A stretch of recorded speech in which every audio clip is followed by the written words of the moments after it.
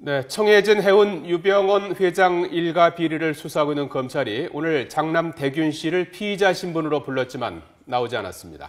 검찰은 다시 한번 소환을 통보한 뒤에 그래도 응하지 않을 경우에는 강제 구인에 나선다는 방침입니다. 네, 대균 씨도 출석하지 않으면서 유 회장 자녀들은 모두 검찰 소환을 거부하고 있는 상황인데요. 인천지검 특별수사팀에 나가 있는 취재기자 연결하겠습니다.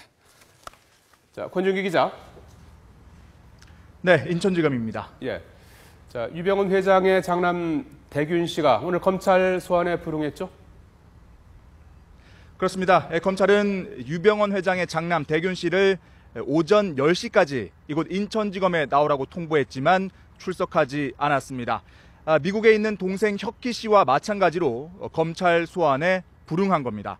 현재 유 회장 측근들이 속속 사법 처리되고 있는 가운데 유 회장의 아들, 딸들은 모두 소환에 응하지 않고 있습니다. 검찰은 대균 씨에게 다시 한번 소환을 통보한 뒤 또다시 이유 없이 소환에 불응할 경우 체포영장을 발부받아 강제 구인에 나설 방침인 것으로 알려졌습니다. 대균 씨는 지주회사인 아이원아이 홀딩스를 비롯해 다판다와 트라이곤 코리아 등 핵심 계열사의 대주주고 해외에서 커피를 수입해 판매하는 소쿠리 상사의 대표이사도 맡고 있습니다.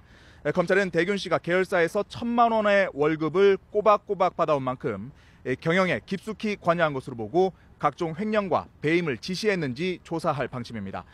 조각가로도 활동한 대균 씨는 유병언 회장의 후계자로 알려진 동생과 달리 외부 활동을 잘 하지는 않지만 계열사에서 비자금을 조성하고 해외로 빼돌리는 데 중요한 역할을 한 것으로 검찰은 파악하고 있습니다.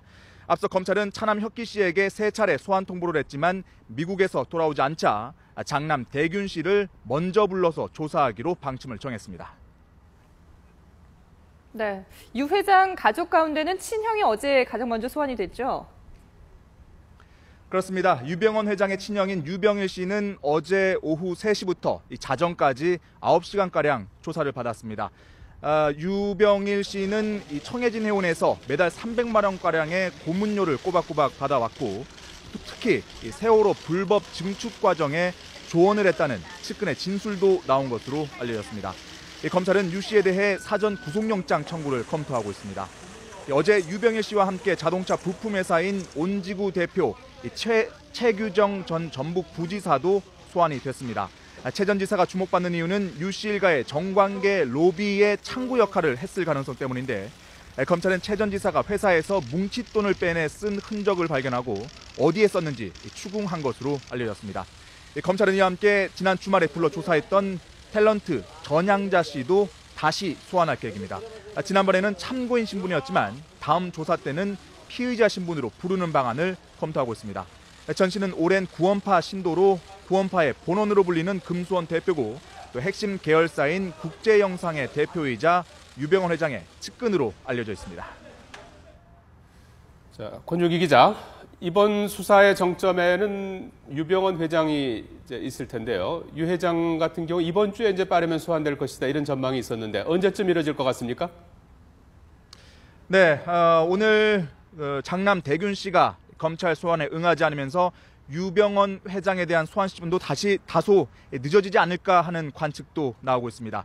하지만 지금 현재 유 회장의 측근 가운데 구속됐거나 아니면 구속영장이 청구된 사람이 모두 8명이고 또 어제는 유 회장의 친형도 소환이 됐습니다.